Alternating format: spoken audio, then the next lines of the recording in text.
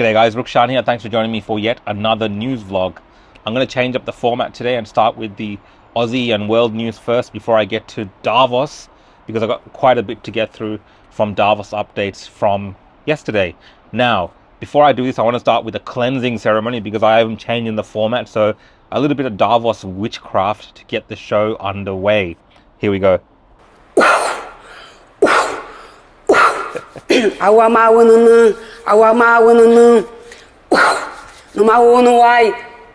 Why should I?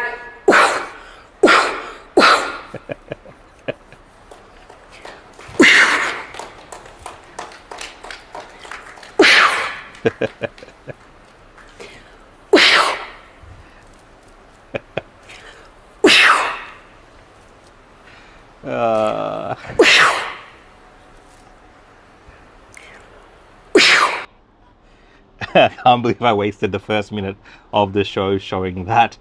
Some people are saying that was actually Disease X being released at the Davos conference. Look, I'll get to that later in on the show. Now, the first story that I want to discuss with you guys today was around the tragic story of this Victorian doctor who has been murdered after home invaders invaded his property. Then he confronted them and he was murdered by them. Now, yesterday I spoke about the rise in teen crime in Victoria. You know, we heard about that old man that was pushed off of a pier, and clearly there's a problem when we're seeing that in this instance as well. This doctor in his 30s was murdered by these two 16-year-olds who knew there was someone in the house when they decided to rob the place. When confronted, they murdered the guy. We are having a shocking time in Victoria with this teen crime wave, whether it's these machete attacks amongst themselves, break-ins, this pushing people around in the piers, and now just straight out murder during a theft. Very violent crime. And in this particular case, these teenagers, their parents, one of the teenagers didn't even allow the parents into the police interview, and the other teenagers' parents couldn't even be found. Now, they've both appeared before a court, and they've both been charged with murder. But as you know how these things go, we're going to hear some sob story, most likely. We're going to hear some brave words from the police and the government. And again, this will happen, right? Because every time this happens, I feel like no actual action to solve these issues are ever taken. And sometimes these actions seem obvious, right? I know a lot of people online are saying to throw the key away, lock these kids up for life, but our system is not capable of doing that, right? As it is set up at the moment, as tragic as all of this is. But I think mainly when you hear things like the parents aren't in these kids' lives, we still don't know the backgrounds of these kids. We don't know their names. As far as I can tell, I haven't seen them anywhere. But there could be other mitigating factors for them ending up in this situation where they are robbing houses and then murdering people. And those are the type of things I think we need to be addressing in our communities. And a lot of the times it just requires us to have a frank conversation about why these kids are ending up in gangs, what these gangs, their ethnic group that they belong to, why they're committing these type of crimes. I think all of that plays a key and important role in figuring these type of things out. Let me know your thoughts. I know there's a lot of speculation around this. I'll keep following up on this story and figure out exactly who these kids are and what communities or what backgrounds and all these kind of things that they belong to, because I believe that stuff is important, because a lot of the time, especially these machete wielding gangs, belong to certain ethnic groups, right? And it's not across the board. So we really need to address those type of issues as well, in my opinion. Now, the next story that I want to talk about is WokeWorths. You're probably sick of me talking about WokeWorths, but they're in the news again. And this time, it's partly related to Australia Day, but more so for the fact that a document that WokeWorths had a part of their Indigenous Action Plan revealed that they were planning to put up the Aboriginal flag and the Torres Strait Islander flag in front of their stores. There was no word about the Australian flag, of course, but they did have a plan in the making in the coming future to put up the Aboriginal flag and the Torres Strait Islander flag in front of their stores. Now, since they've been called out on this story and asked for just further comment from the news media, they've come out and say that they actually never intended to do it in front of the stores. It was just some of their head officers where they already had the Australian flag. I don't know. Woolworths has a pretty shonky past, as we've seen with Australia Day. And again, we're seeing this blatant, I guess, favoritism when it comes to certain ideas or issues that they want to push within the community. Now, I know it's just a flag, and personally, if there's Australian flag there and an Aboriginal flag there, so be it. But we know that the Woolworths themselves are very likely not to have an Australian flag, right? That's my opinion. Sticking on with the theme of Australia, Tennis Australia is also being asked questions about whether they will celebrate Australia Day on the 26th of January. Now, over the last couple of years, they've not really done this in a dramatic fashion, but it's being raised as a question now. Obviously, we're all talking about it. But what's happened this year is they've had an Indigenous day. They're having a day for the LGBTQI plus community. They're having a day for, I believe, a glam day, a pride day, what else? All Abilities Day. So they're having a few different themes for the different days at the Australian Open. But they have said that they will not have an Australia Day. Well, that is what's being alleged. And the question has been put to Tennis Australia, are they going to have an Australia Day celebration, particularly as it falls on a day that the tournament is actually running on the 26th of January. Come on, guys. A couple of episodes ago, I spoke about Australia Day, and I said how, it's not Australia Day, Tennis Australia, and how they got $100 million as a bailout from the Victorian taxpayers that likely that they will not pay back.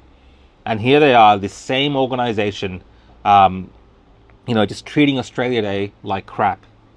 Again, I think it's ridiculous.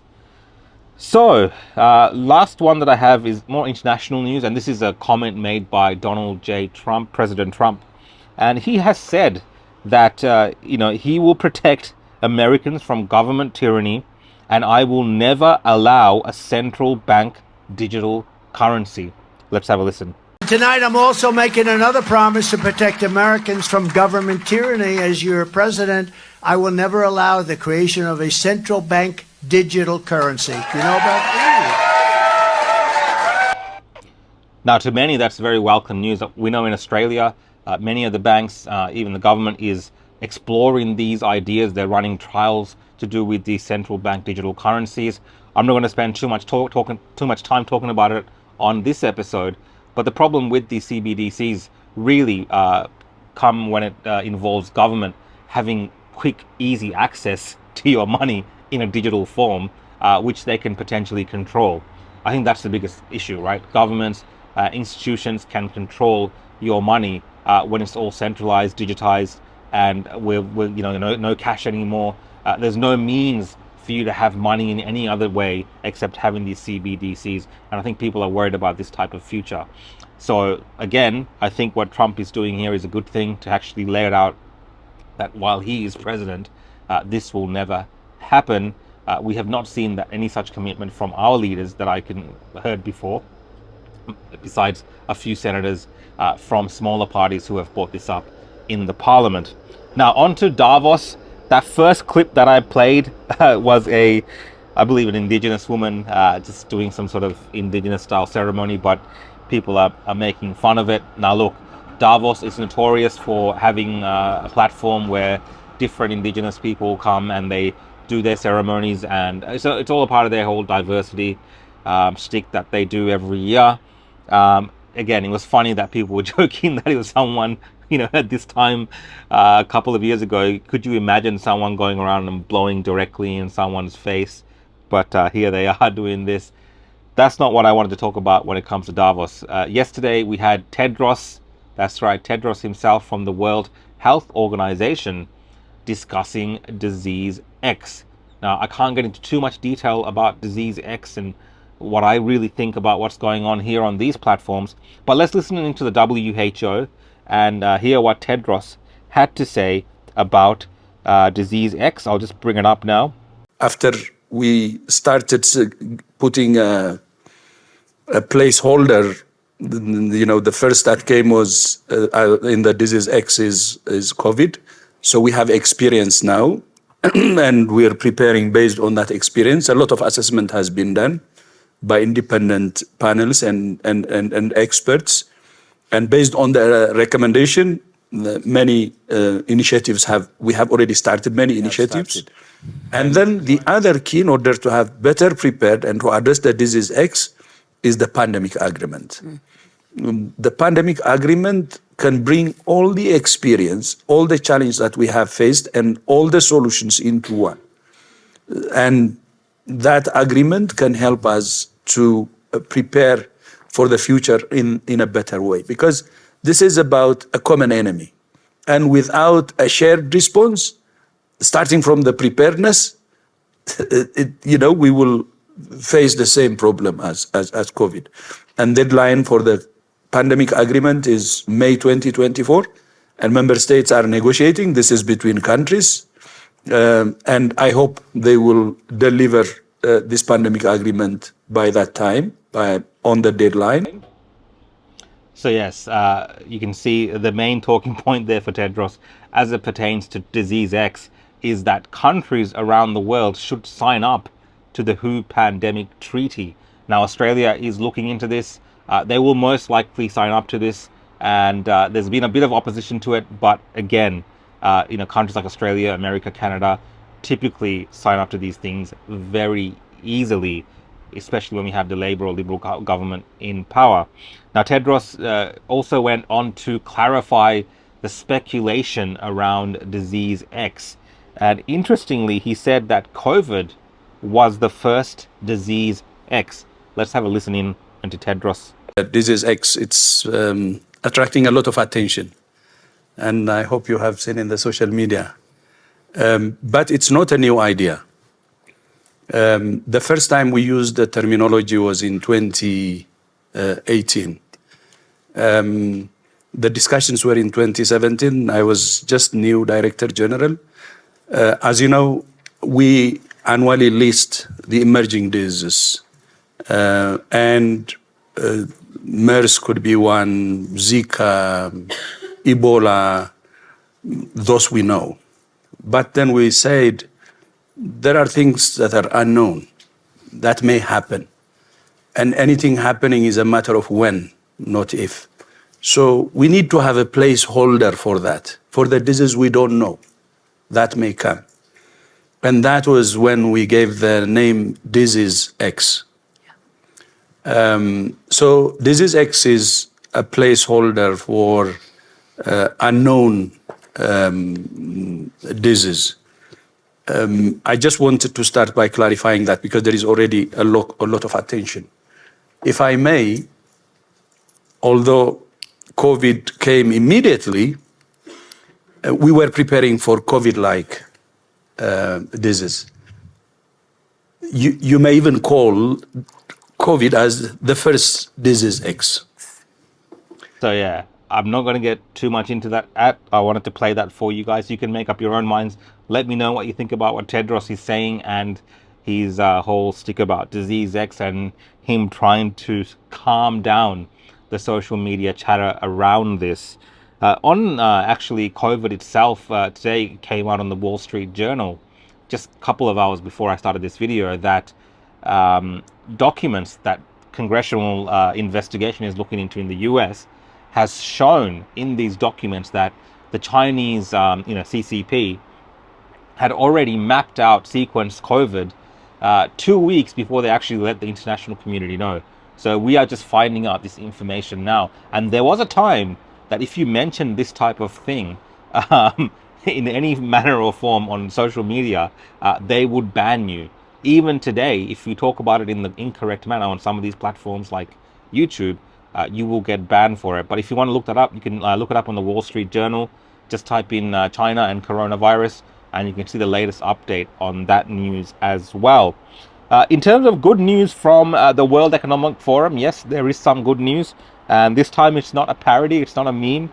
It's actually the Argentinian President Javier Milei who gave a talk in front of the globalist body. Let's just have a look at what Javier had to say, because it's getting a lot of news traction in the social media space. I can't play the full thing.